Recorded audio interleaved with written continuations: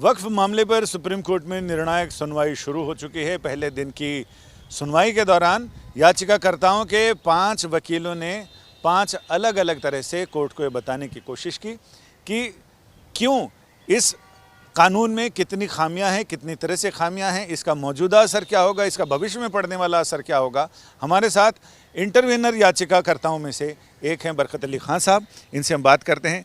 बरकत अली खान साहब, आज जो चीज़ें हुई हैं उसमें मेन क्रक्स क्या है सुनवाई के? जी देखिए, सबसे पहले तो मैं कह दूं कि मैं ऑल इंडिया मजलिस तामीर मिल्लत का रिप्रेजेंट कर रहा हूं। यहां पर हमने पिटीशन फाइल की थी और वो जो 5 पिटीशंस को एक्सेप्ट किया गया है, तो हमारी पिटीशन को इंटरवेनर के तरीके से एक्सेप्ट किया गया। हमारा IMA लिस्ट में है और इसलिए हम पूरे सीनियर्स को हम असिस्ट कर रहे हैं केस में।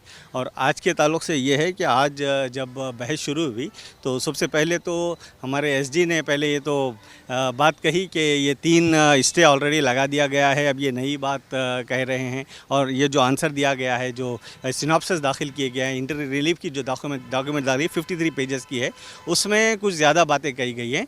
तो जब कपिल सिब्बल साहब ने वाज़ेह तौर पर ये कर दिया कि जब टाइम कम था और जस्टिस साहब ने ये वाज़ेह किया था कि मेन पॉइंट्स अभी आज की डेट के लिए जितने बताना है उतने बताइए, फिर इसको हम तफसील में बाद में सुनेंगे।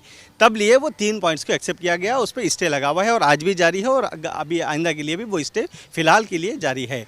और आज जो बात हुई है उसमें बहुत सी बातें आई हैं, तफसील से बातें आई। कानून के कुछ धाराओं पर बात हुई जी, और सबसे अहम बात जो आप बता रहे हैं कि कानून की धाराओं में जो JPC का जो डिस्कशन हुआ है, JPC की जो रिपोर्ट तैयार की गई है, JPC रिपोर्ट में 2 ऐसे मेन पॉइंट्स है जो एक्ट में शामिल किए गए हैं जो JPC में नहीं थे, यानी 3E और 3D।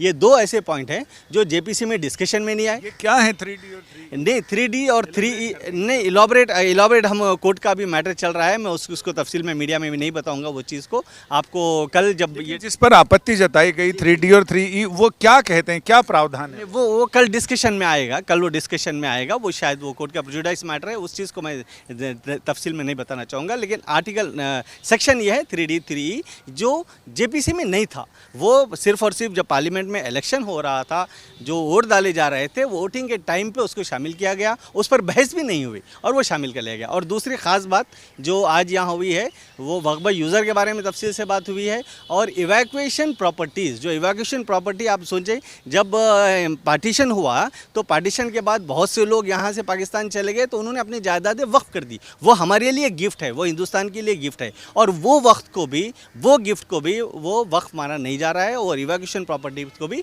गवर्नमेंट प्रॉपर्टी में कंसिडर किया जा रहा है। ये 2 चीज़ें आज बहस हुई है उस पर। यानी अब इस पर सरकार अपना जवाब दाखिल करेगी। याचिकाकर्ताओं ने अपनी बात कह दी है, सरकार इस पर बताएगी कि आखिर इन दलीलों में सच्चाई क्या है और सरकार का इस पर रुख क्या है। कैमरामैन अशोक भनोट के साथ संजय शर्मा, दिल्ली आज तक।